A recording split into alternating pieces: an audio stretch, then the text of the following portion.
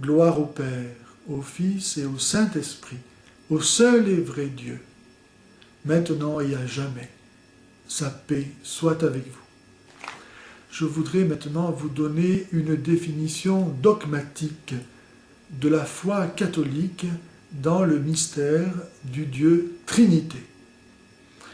Vous savez qu'un dogme est une expression qui engage l'autorité même de Jésus-Christ, qui a dit à ses apôtres et à leurs successeurs « Qui vous écoute, m'écoute ».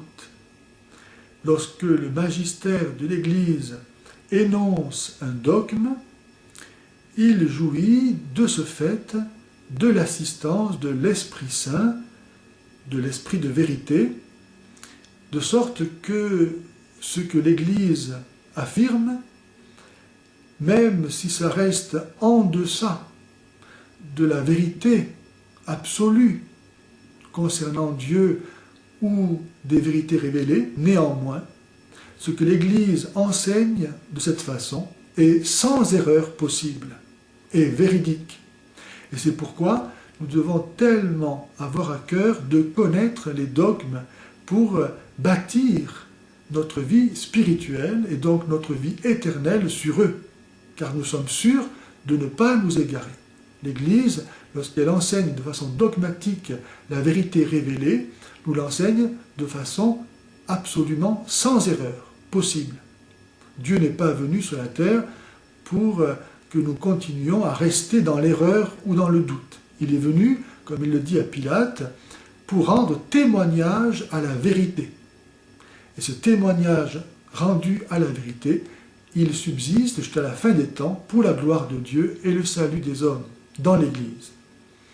S'il y a des dogmes dont la connaissance peut n'être qu'implicite en certaines circonstances pour pouvoir être sauvé, il y a d'autres dogmes qui doivent par tous, toujours et partout, être explicitement et nécessairement crus pour pouvoir être sauvés.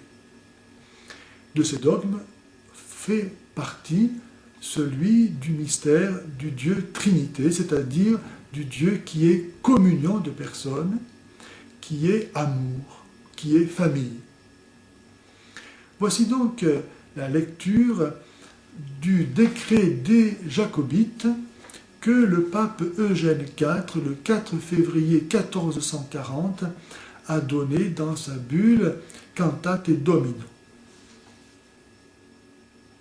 La Sainte Église romaine, établie par la parole de notre Seigneur et Sauveur, croit fermement, professe et enseigne un seul vrai Dieu, tout-puissant, immuable et éternel, Père, Fils et Saint-Esprit, un dans son essence, trine dans ses personnes, le Père inengendré, le Fils engendré du Père, le Saint-Esprit procédant du Père et du Fils. Le Père n'est ni le Fils ni le Saint-Esprit. Le Fils n'est ni le Père ni le Saint-Esprit. Le Saint-Esprit n'est ni le Père ni le Fils. Mais le Père n'est que le Père, le Fils que le Fils, le Saint-Esprit que le Saint-Esprit. Seul le Père a engendré le Fils de sa substance. Seul le Fils est engendré du Père. Seul le Saint-Esprit procède à la fois du Père et du Fils. Ces trois personnes sont un seul Dieu, et non trois dieux. Les trois ont une substance, une essence, une nature, une divinité, une immensité, une éternité, et tout est un en eux, là où la réciprocité des relations le permet. À cause de cette unité, le Père est tout entier dans le Fils, tout entier dans le Saint-Esprit. Le Fils est tout entier dans le Père, tout entier dans le Saint-Esprit. Le Saint-Esprit tout entier dans le Père, tout entier dans le Fils. Aucun ne précède l'autre en éternité, ne dépasse l'autre en grandeur, ne surpasse l'autre en puissance. De toute éternité et sans commencement, le Fils a son origine du Père. De toute éternité et sans commencement, le Saint-Esprit procède du Père et du Fils. Tout ce que est ou a le Père, il ne l'a pas de nôtre. Il est principe sans principe. Tout ce que est ou a le Fils, il l'a du Père. Il est principe du principe. Tout ce que est ou a le Saint-Esprit, il a à la fois du Père et du Fils.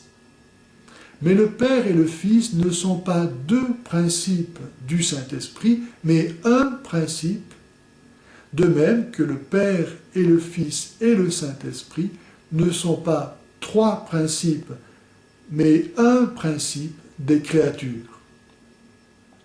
Nous aurons l'occasion, si Dieu le veut, dans de prochaines vidéos, d'expliciter cette expression dogmatique de la foi dans le mystère du Dieu Trinité.